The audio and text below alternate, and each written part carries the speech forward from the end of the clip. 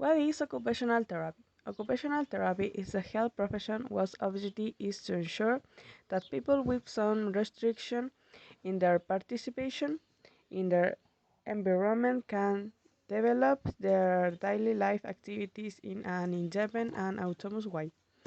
That is, all people perform daily activities for our self-care, such as feeding, grooming, or moving around. We perform productive occupation, study, work, volunteering, etc. And we have moments of leisure. Occupational therapists try to make it easier for each person to and choose the activities that interest them, regardless of their physical or mental condition. We do occupational therapists work with? Generally, occupational therapists will work with children, do so because they have not reached the development expected for their age behaviors. These children are not able to play their toys, perform the tasks required of them at school, or do not interact with other children. Therapists try to stimulate the acquisition of these skills directly with the child, but also help the family to feel secure in providing the best care for their children. Occupational therapist with children. With any person who has restriction of participation in their environment or dependency situation at any time in the life cycle. Generally, occupational therapy who works with children do so because they have not reached the expected development for their age. Their children may not be able to play with their toys, complete tasks required of them at the school, or interact with other children. Therapists try to encourage the inclusion of this skill directly with the child, but also help the family feel confident that they can provide the best care for their child. When working with adults, it is usually due to the presence of some pathology which restricts their autonomy. It could be for different reasons. Finally, the elderly is a group with which the occupational therapy has a fundamental role, since it's a time when they are losing certain psychocognitive and sensory faculties, which are without pathology. The elderly person sees his or her capacities and reduced and most abilities. Occupational therapists work in hospitals, homes for the elderly or day centers, physical, neurological, and mental rehabilitation centers, centers for people with addictions, penitentiary centers, orthopedic centers, or pediatric disability centers. They are even occupational therapists who make home visits to work with their users. Duties and responsibility. Depending on age and pathology, occupational therapists are a comprehensive rehabilitator. They help parents to master basic activities of daily living such as dressing, eating, or going to the toilet on their own, assess the capabilities and limitations of each person, elaborate and evaluate the rehabilitation treatment programs setting the different objectives, train with the parents the basic activities of daily living, prescribe and train in the use of orthoses, prostheses, and other technical aids, elaborate programs for the adaptation of the environment and the elimination of architectural barriers, train the individual of ISHET, the HISHET, degree of social labor, reintegration possible as an activity member of the community. Soft skills. Empathy. An occupational therapist must be able to understand and connect emotionally with their patients. in order to provide effective support. Empathy is essential to understand patients' difficulties and experience. Effective communication. An occupational therapist needs to be able to communicate clearly with patients and their families, as well as with other members of the healthcare team. Effective communication also involves active listening and being able to express ideas and concepts in an understandable manner. Teamwork. Occupational therapists often work closely with other health professionals, such as physicals, physiotherapists, and physiologists. The ability to work effective in a team and collaborate with others is essential to provide comprehensive and coordinated care to patients. Problem solving skills. An occupational therapist must be able to analyze and address the challenges and difficulties that patients face in their daily lives. They must be creative and flexible to develop innovative treatment strategies and adapt to the changing needs of patients. Hard skills. Technical knowledge. Occupational therapists must have a solid knowledge of anatomy, psychology, and biomechanics to understand patient physical limitations and capabilities.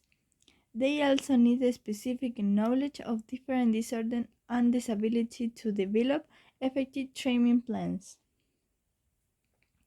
Assessment and treatment planning. Occupational therapists must have skills to assess patients' ability and needs and develop individualist treatment plans. This involves the ability to conduct specific assessment and tests, set realistic goals, and develop appropriate therapeutic activities. Specific technical skill. An occupational therapist should have practical and technical skill in a variety of therapeutic activities, such as psychical occupational therapy, cognitive therapy, and manual therapy. This may include the use of specially tools and equipment, such as adaptive devices or rehabilitation equipment,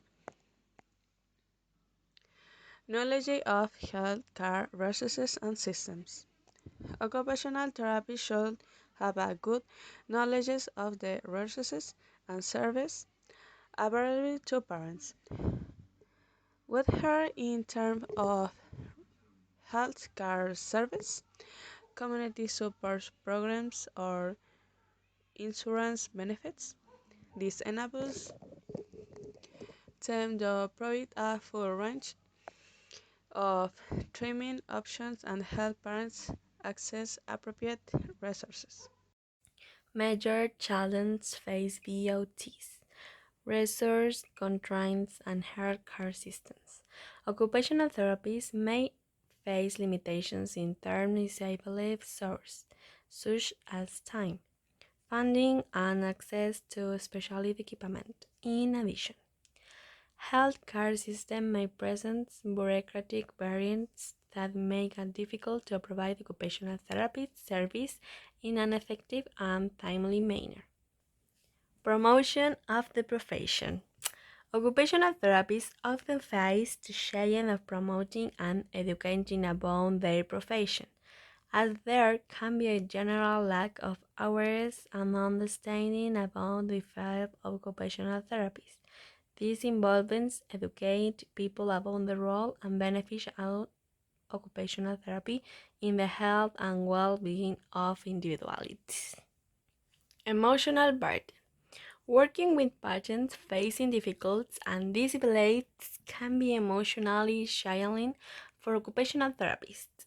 They may encounter difficult and frustrating situations, and it is important to have the ability to manage and care for their own emotional well-being.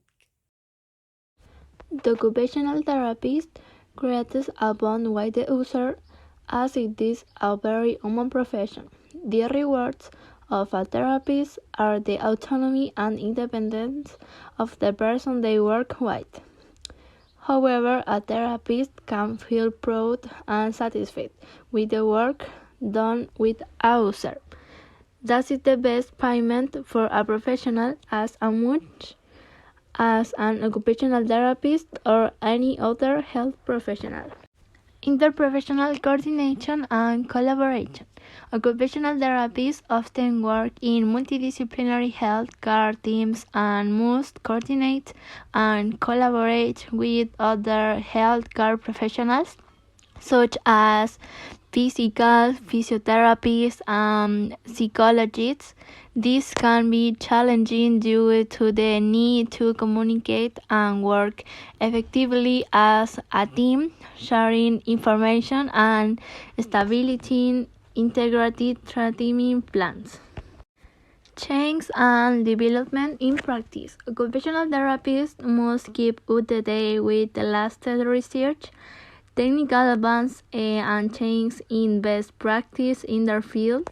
This can be challenging as it implies the need for continuous learning and adaptations as the professional evolves. Patient diversity. Occupational therapists work with a wide range of patients, each with their own individual needs and challenges. This might require an ability to adapt and customize treatment plans to meet the unique needs of each patient. The occupational therapist is doing music therapy, in which music is used as a therapeutic tool to provide the health and well-being of people. The benefits are physical and neurological rehabilitation, mental health, reduces stress, helps communication, expression, and self-esteem. Describing what's happening at the moment. They are sitting in the chair, they are happy listening to music. Sandra isn't playing a piano. Miguel isn't drinking coffee. Jose is wearing glass. Lucia is happy playing her instrument, and Miguel isn't reading a book. Pros of studying and being an occupational therapist. Number one, helping to improve the quality of life of people. Number two, having the opportunity to work in different settings such as hospitals, schools, rehabilitation centers, among others. Number three, developing communication and empathy skills. Number four, having the possibility to specialize in areas of interest such as pediatric or geriatric area. Cons of studying and being an occupational therapist. Number one, dealing with the stress and intense emotions of patients. Number two, requiring a high level of responsibility and commitment. Number three, facing challenges and limitations in the healthcare system. Number four, needing to stay updated on practice and innovations in the field.